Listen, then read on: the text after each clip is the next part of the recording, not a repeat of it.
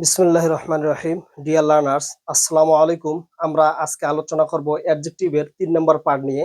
আমরা ইতিপূর্বে অ্যাডজেক্টিভের ২টি পার্ট আলোচনা করেছি। প্রথম পার্টটিতে আমরা আলোচনা করেছিলাম অ্যাডজেক্টিভের ২ ধরনের ইউজ নিয়ে, attributive use of adjective and predicative use of adjective. আরও আলোচনা করেছিলাম আমরা অ্যাডজেক্টিভের ক্লাসিফিকেশন গুলো।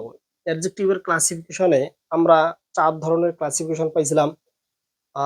এই ৪ ধরনের ক্লাসিফিকেশনের মধ্যে আমরা প্রথম ৩টি আলোচনা করেছিলাম। অর্থাৎ আমরা আলোচনা করেছিলাম adjective of quality, adjective of quantity এবং অ্যাডজেক্টিভ অফ নাম্বার বা নিউমেরাল অ্যাডজেক্টিভ নিয়ে। তারপর আমরা দ্বিতীয় পার্টটিতে আলোচনা করেছিলাম প্রোনোমিনাল অ্যাডজেক্টিভ নিয়ে। প্রোনোমিনাল অ্যাডজেক্টিভ নিয়ে আমরা বিস্তারিত আলোচনা করেছি এবং পাশাপাশি আমরা অ্যাডজেক্টিভের যে আদার্স ক্লাসিফিকেশন, আদার্স যে টাইপ রয়েছে সেগুলো নিয়েও কিন্তু আমরা আলোচনা করেছিলাম। আমরা আলোচনা করেছিলাম প্রপার অ্যাডজেক্টিভ নিয়ে, আমরা আলোচনা করেছিলাম নাউন অ্যাডজেক্টিভ নিয়ে, আলোচনা করেছিলাম ইমফ্যাটিক বা এমফাসাইজিং অ্যাডজেক্টিভ নিয়ে এবং হাইফেনেটেড অ্যাডজেক্টিভ নিয়ে। আজকে আমরা আলোচনা করব পজিশন অফ অ্যাডজেক্টিভ, অর্থাৎ অ্যাডজেক্টিভের অবস্থান, অ্যাডজেক্টিভ কোন কোন জায়গাগুলোতে বসে। সো আজকের ক্লাসটি হতে যাচ্ছে অ্যাডজেক্টিভের মোস্ট ইম্পর্টেন্ট ক্লাস। আর আপনারা একটা বিষয় হয়তো চিন্তা করতেছেন যে আপনি অ্যাডজেক্টিভ নিয়ে 3টি ক্লাস দিচ্ছেন। হ্যাঁ, অ্যাডজেক্টিভ নিয়ে আমি বিশদ আলোচনা করতে যাচ্ছি। আমি চাচ্ছি যে আমার এই অ্যাডজেক্টিভের ক্লাসগুলো করার মাধ্যমে আপনাদের অ্যাডজেক্টিভ সংক্রান্ত সকল প্রকার সমস্যার সমাধান হবে। আর আপনাদের অ্যাডজেক্টিভ নিয়ে আর পড়ালেখা করতে হবে না। তাই বলে আমি এটা বলতে চাচ্ছি না যে আমি পৃথিবীর অ্যাডজেক্টিভ সংক্রান্ত সকল ফ্যাক্ট নিয়ে এসেছি আমার আলোচনায়। বাট আমি যতদূর পেরেছি চেষ্টা করেছি। তো যাই হোক, আমরা আজকে ৩ নম্বর পার্টে অর্থাৎ অ্যাডজেক্টিভের ৩ নম্বর পার্টে আমরা আজকে চলি। তো দেখেন পজিশন অফ অ্যাডজেক্টিভ। তো দেখেন, যদি দেখি নাউনের সাথে এলওয়াই রয়েছে তাহলে সেটা হয়ে যাবে কি অ্যাডজেক্টিভ। আমরা কিন্তু এলওয়াই শব্দ দেখলেই বলে ফেলি যে সেটা অ্যাডভার্ব, বাট না, অ্যাডজেক্টিভের সাথে এলওয়াই থাকলে সেটি অ্যাডভার্ব হয়, কিন্তু নাউনের সাথে এলওয়াই থাকলে কি হয়, অ্যাডজেক্টিভ হয়ে যায়। দেখেন, he spoke in a friendly tone. এখানে দেখেন ফ্রেন্ড, ফ্রেন্ড কিন্তু নাউন, আমরা জানি ফ্রেন্ড হচ্ছে কমন নাউন। তো এর সাথে কি হয়েছে দেখেন তো, এলওয়াই হয়েছে। এলওয়াই হয়ে এটা কোন পাড়া বিশেষ হয়েছে, অ্যাডজেক্টিভ হয়েছে। তাহলে এটি হচ্ছে কি অ্যাডজেক্টিভ। তাহলে প্রথমত এটি ছিল কি নাউন, এই নাউন ফ্রেন্ডের সাথে এলওয়াই যুক্ত হয়ে এটি অ্যাডজেক্টিভ হয়েছে। ঠিক একইভাবে দিস ইজ স্কলারলি আর্টিকেল, এখানে স্কলার হচ্ছে নাউন, তার সাথে এলওয়াই যুক্ত হয়ে এটি কি হয়ে গেছে, অ্যাডজেক্টিভ হয়ে গেছে। তাহলে আমরা এ থেকে বুঝলাম যে নাউনের সাথে এলওয়াই যুক্ত হলে অ্যাডজেক্টিভ হয়, বাট অ্যাডজেক্টিভের সাথে এলওয়াই যুক্ত হলে অ্যাডভার্ব হয়। তাহলে এলওয়াই যুক্ত শব্দ দেখলে আমরা এটাকে অ্যাডভার্ব বলবো না, আমাদের দেখতে হবে যে কার সাথে এলওয়াই যুক্ত আছে। যদি দেখি নাউনের সাথে এলওয়াই যুক্ত আছে তাহলে হবে কি অ্যাডজেক্টিভ, আর যদি অ্যাডজেক্টিভের সাথে এলওয়াই থাকে তাহলে হবে কি অ্যাডভার্ব। তারপরে ২ নম্বর পজিশনটা দেখি। সাধারণত যদি ২টা শব্দ পাশাপাশি থাকে, আমি আগেই বলছিলাম যে ২টা শব্দ যদি পাশাপাশি থাকে তাহলে পূর্বেরটাকে বলা হয় কি অ্যাডজেক্টিভ আর পরেরটাকে বলা হয় কি নাউন। তাছাড়াও আমি নাউন অ্যাডজেক্টিভ যখন পড়াইছিলাম তখন বলছিলাম যে পাশাপাশি যদি ২টি নাউন থাকে তাহলে শেষেরটিকে বলা হবে নাউন আর পূর্বেরটিকে বলা হবে অ্যাডজেক্টিভ। যেহেতু নাউন থেকে এসেছে সেজন্য তার নাম দিয়েছিলাম আমি নাউন অ্যাডজেক্টিভ। এক্সাম্পল দেখি, এখানে রেইন ওয়াটার ইজ পিওর। এখানে রেইন এবং ওয়াটার দুইটাই কিন্তু নাউন। এখানে যেহেতু ২টা শব্দ পাশাপাশি বসেছে, তো প্রথম শব্দটা হয়ে যাবে আমাদের কি অ্যাডজেক্টিভ, আর দ্বিতীয় শব্দটা হয়ে যাবে প্রথম শব্দটা অ্যাডজেক্টিভ হবে আর দ্বিতীয় শব্দটি হবে কি নাউন। ঠিক একইভাবে Islamic moral education can reform our corrupt society. তো দেখেন ইসলামিক মোরাল এডুকেশন, এখানে দেখেন পাশাপাশি কয়টি শব্দ রয়েছে, 3টি শব্দ রয়েছে। পাশাপাশি এখানে 3টি শব্দ রয়েছে। এই 3টি শব্দের প্রথম 2টিকে অ্যাডজেক্টিভ বলা হবে। কোন অ্যাডজেক্টিভ? কম্পাউন্ড অ্যাডজেক্টিভ আমরা বলতে পারি। যদি একাধিক শব্দ মিলে অ্যাডজেক্টিভের কাজ করে তাহলে আমরা সেটাকে কি বলবো, কম্পাউন্ড অ্যাডজেক্টিভ বলবো। এখানে এডুকেশন হচ্ছে কি নাউন, শেষের শব্দটি হবে নাউন আর পূর্বের শব্দগুলো প্রত্যেকটাই হবে কি অ্যাডজেক্টিভ। এখানে কয়টা অ্যাডজেক্টিভ রয়েছে? 2টা রয়েছে, ইসলামিক এবং মোরাল। আশা করি বিষয়টি ক্লিয়ার। আমরা আরো এক্সাম্পল দেখবো। এইগুলো আমি সেন্টেন্স আকারে লিখছি আর নিচে 2টা আমি ফ্রেজ আকারে লিখছি। এখন আমি ফ্রেজগুলো সম্বন্ধে আলোচনা করি নাই। যদি আপনারা না বোঝেন তাহলে টেনশন নেওয়ার কিছু নেই। আমি নেক্সট ক্লাসে ফ্রেজ ক্লোজ এগুলো নিয়ে আলোচনা করার চেষ্টা করব। দেখেন তাহলে social welfare activities programme, social welfare activities programme, এখানে পাশাপাশি কয়টি শব্দ রয়েছে? 4টি শব্দ রয়েছে। এই যে সোশ্যাল ওয়েলফেয়ার অ্যাক্টিভিটিস প্রোগ্রাম, এটি হচ্ছে কি নাউন। তাহলে পূর্বের গুলো কি হয়ে যাবে? অ্যাডজেক্টিভ হয়ে যাবে। এবার আপনার নিচেরটা বলুন যে ফেয়ার ভোট এনভায়রনমেন্ট ইলেকশন, এখানে কোনটা কি হবে? অ্যাডজেক্টিভ কোনগুলো হবে আর নাউন কোনটা? আমরা জানি এই যে ইলেকশন শেষেরটা হবে কি নাউন, আর পূর্বের এই যে 3টি শব্দ, এই 3টি শব্দ মিলে অ্যাডজেক্টিভের কাজ করবে। এটাই বেসিক্যালি মডিফাই করেছে ইলেকশনকে, যে ফেয়ার ভোট এনভায়রনমেন্ট। তাহলে এটিও অ্যাডজেক্টিভ, এটিও অ্যাডজেক্টিভ, এটিও অ্যাডজেক্টিভ, 3টি অ্যাডজেক্টিভ একত্রিত হয়ে এটি কিসের কাজ করেছে? কম্পাউন্ড অ্যাডজেক্টিভের কাজ করেছে। তাহলে আশা করি আমাদের 3টি পজিশন আইডেন্টিফাই করা শেষ হলো। এবার আমরা নেক্সট পজিশনগুলো নিয়ে এক্সাম্পলের মাধ্যমে আলোচনা করব। তো লেটস সি।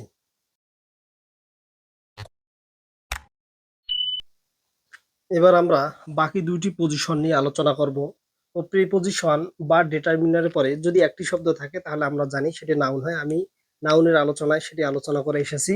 তো যদি প্রিপজিশন বা ডিটারমিনারের পরে 2টি শব্দ থাকে, কয়টি শব্দ থাকে? যদি 2টি শব্দ থাকে তাহলে প্রথমটি হয়ে যাবে অ্যাডজেক্টিভ, পরেরটি হবে কি নাউন। এখন আপনারা প্রশ্ন তুলতে পারেন যে ডিটারমিনার আবার কি? তো আমি তো অ্যাডজেক্টিভের আলোচনায় করতেছি, আসলে অ্যাডজেক্টিভ গুলো ডিটারমিনার, অর্থাৎ অ্যাডজেক্টিভ অফ কোয়ালিটি ব্যতীত বাকি সকল অ্যাডজেক্টিভকে আমরা ডিটারমিনার বলতে পারি। অর্থাৎ adjective of quantity, adjective of number, তারপর প্রোনোমিনাল অ্যাডজেক্টিভ গুলো যে আছে, ডেমনস্ট্রেটিভ, ডিস্ট্রিবিউটিভ, ইন্টারগ্রিভ, রিলেটিভ এবং পজেসিভ, সকল অ্যাডজেক্টিভকে আমরা ডিটারমিনার বলতে পারি। তো ডিটারমিনার সম্বন্ধে আমি এখন আলোচনা করতে যাচ্ছি না। ডিটারমিনার সম্বন্ধে আমি পরবর্তীতে বিস্তারিত আলোচনা করব কোনো একটা ক্লাসে।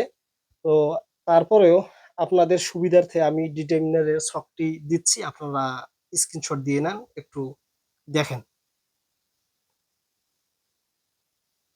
এবার প্রিপজিশন বা ডিটারমিনারের পরে আমরা দেখব যে যদি 2টি শব্দ থাকে তাহলে প্রথমটিকে আমরা অ্যাডজেক্টিভ বলবো আর পরেরটি তো নাউন হবে। এক্সাম্পল দেখেন, এই যে আমি এইভাবে লিখছি যে এই যে 4-এর এই যে 3টি এক্সাম্পল। তো দেখেন, we had wanted a fair election, আমরা একটি সুষ্ঠু নির্বাচন চেয়েছিলাম। তো যাই হোক, এখানে দেখেন ফেয়ার এবং ইলেকশন, এই যে এটা হচ্ছে কি ডিটারমিনার, আর্টিকেলেও কিন্তু ডিটারমিনারের অন্তর্ভুক্ত। তো আপনারা বলতে পারেন যে তাহলে অ্যাডজেক্টিভ এবং ডিটারমিনার, আবার অ্যাডজেক্টিভ গুলো আবার ডিটারমিনার হয়ে গেল কিভাবে?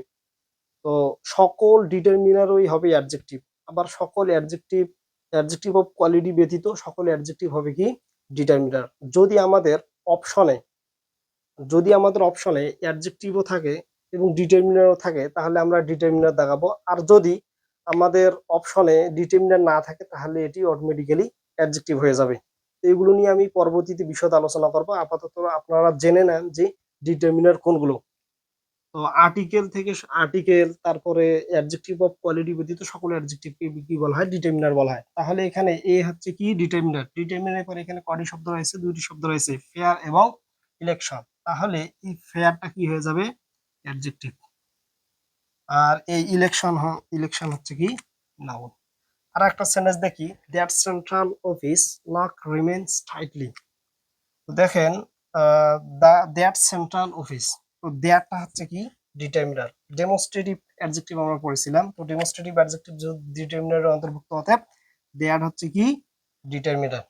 তারপরে কয়টি শব্দ রয়েছে এখানে?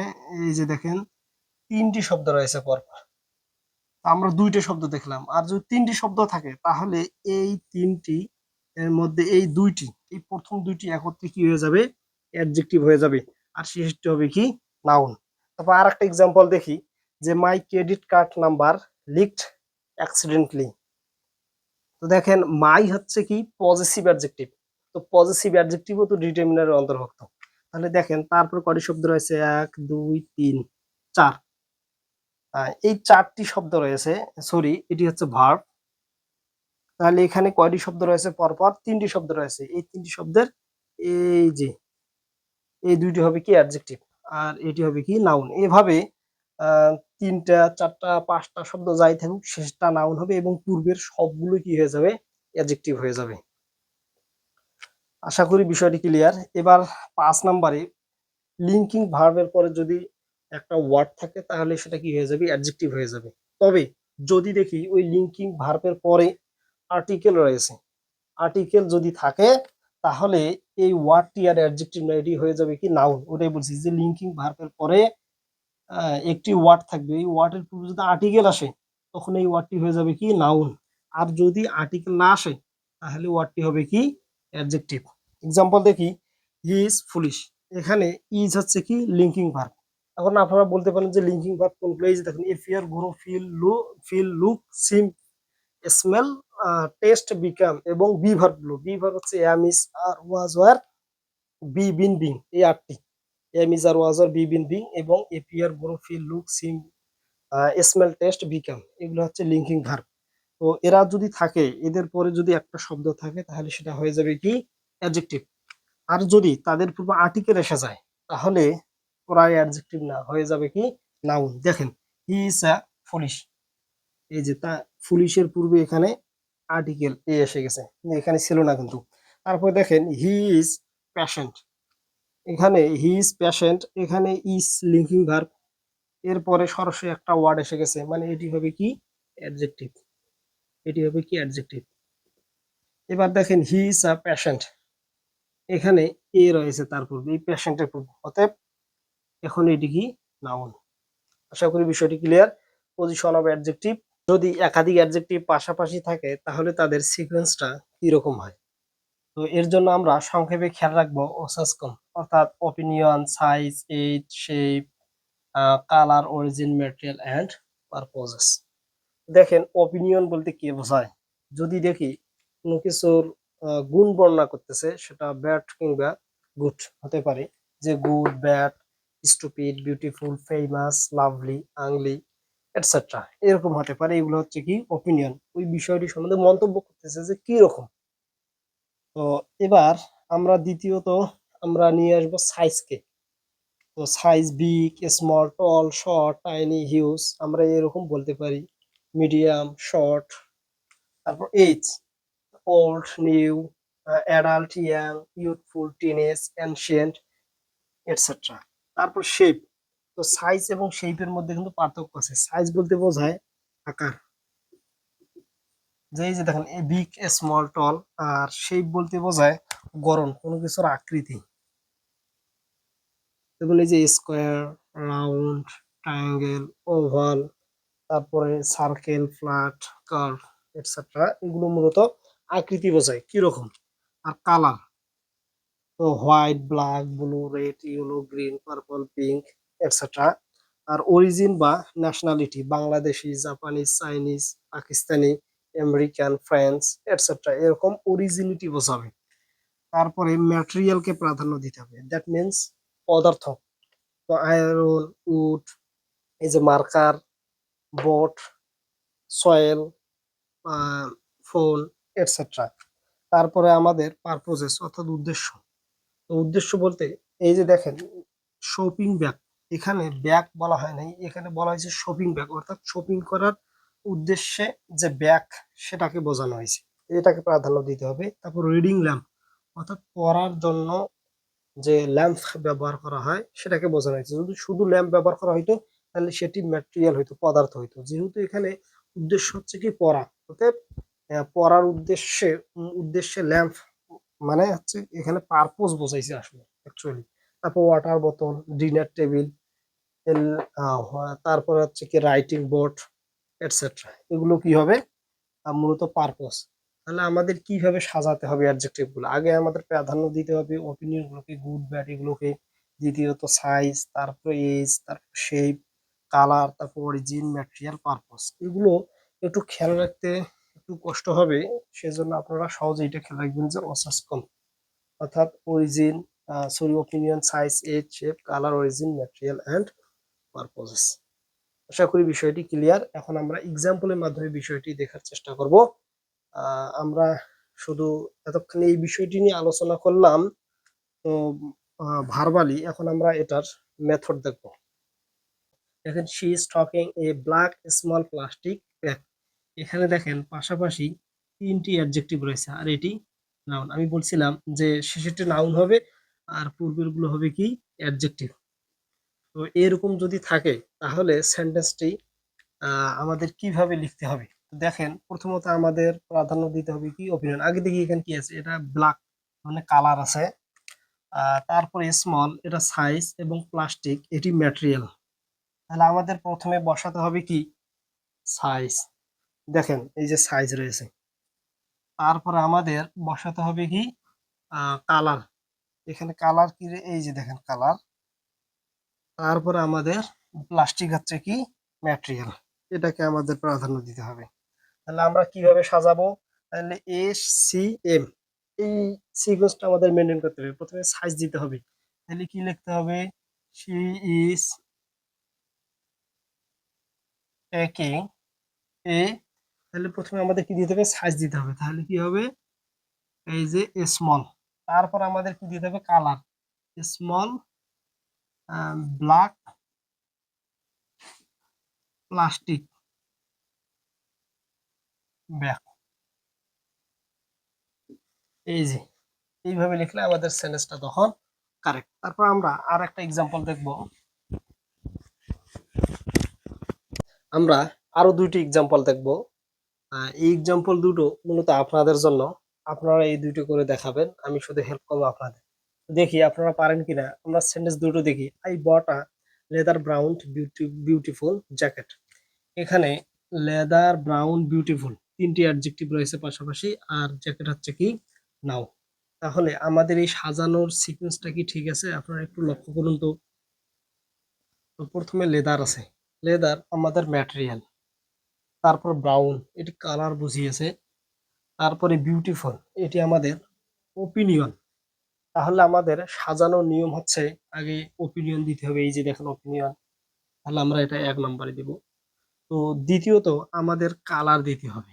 তো এটা কালার, এই যে দেখেন সে ওপিনিয়ন, তারপর আমাদের কালার আছে, তারপরে এই যে শেষের আগেরটাতে ম্যাটেরিয়াল আছে আমাদের। তাহলে এইভাবে সাজাইতে হবে আমাদের। তাহলে কিভাবে সাজাইতে হবে? I bought a beautiful beautiful brown leather jacket. এই যে এখন তাহলে ঠিক আছে সেন্টেন্সটি। আমাদের এমসিকিউ এ সাধারণত এরকম 4টি বাক্য থাকবে। উল্টাপাল্টা এরকম থাকতে পারে যে I bought a brown leather beautiful jacket, তাহলে বাক্যটি ভুল। আবার এরকম থাকতে পারে I bought a beautiful beautiful leather brown jacket, তাহলে বাক্যটি ভুল। আর যদি এরকম থাকে যে I bought a beautiful brown leather jacket, তাহলে এই বাক্যটি ঠিক, কারণ আমাদের সিকোয়েন্স মেনটেন করছে।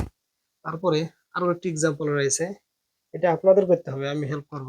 দেখেন, she is wearing cotton white big shirt. এখানে দেখেন এই যে কটন হোয়াইট বিগ এবং শার্ট। শার্ট হচ্ছে কি নাউন। তার পূর্বে কয়টি অ্যাডজেক্টিভ রয়েছে? 3টি রয়েছে। তো দেখেন কটন হচ্ছে কি ম্যাটেরিয়াল, আর হোয়াইট হচ্ছে কি কালার, আর বিগ এখানে বোঝানো হয়েছে সাইজ। তাহলে আমাদের প্রথমে কি দিতে হবে? তো দেখেন তো আগে সাইজ আছে কিনা। এই যে সাইজ, তাহলে এটি 1 নম্বরে আমাদের সাজাতে হবে। আর 2 নম্বরে আমাদের কালার দিতে হবে। আর 3 নম্বরে আমাদের ম্যাটেরিয়াল দিতে হবে। তাহলে এইভাবে হবে। এই যে she is wearing a big big white cotton cotton shirt. তাহলে বাক্যটি ঠিক আছে। যাই হোক, আমাদের অ্যাডজেক্টিভের আলোচনা আজকে এ পর্যন্তই। তো আপনারা আশা করি আপনারা অ্যাডজেক্টিভের আলোচ্য বিষয়টুকু বুঝতে সক্ষম হয়েছেন। তাহলে আমরা অ্যাডজেক্টিভের পরপর 3টি পার্ট আলোচনা করলাম। আশা করি আপনারা এই 3টি পার্ট পুঙ্খানুপুঙ্খভাবে দেখবেন এবং সাথে খাতা নিয়ে বসবেন, খাতায় লিখে রাখবেন এবং কম্পিটিটিভ এক্সাম উপযোগী যে কোনো বই থেকে আপনারা এমসিকিউ প্র্যাকটিস করে নিতে পারেন। যদি আপনারা এগুলো এমসিকিউ প্র্যাকটিস না করেন, তাহলে দেখা যাবে যে এগুলোর অনেকাংশে আপনারা ভুলে বসে থাকবেন এবং এগুলোর প্রয়োগ অভাবে আপনারা পরীক্ষায় ভালো ফলাফল করতে পারবেন না। আমার বোর্ডে হোয়াইট বোর্ড হওয়ার কারণে আমি এমসিকিউ গুলো প্র্যাকটিস করে আপনাদের হেল্প করতে পারতেছি না। কিন্তু আশা রাখি যে আমার এই টুলস গুলোকে আপনারা ইউজ করে বিগত সালের কোয়েশ্চেন গুলো আপনারা প্র্যাকটিস করবেন যেকোনো কম্পিটিটিভ এক্সাম উপযোগী বই থেকে। খোদা হাফেজ। দেখা হবে নেক্সট ক্লাসে অ্যাডভার্ব নিয়ে।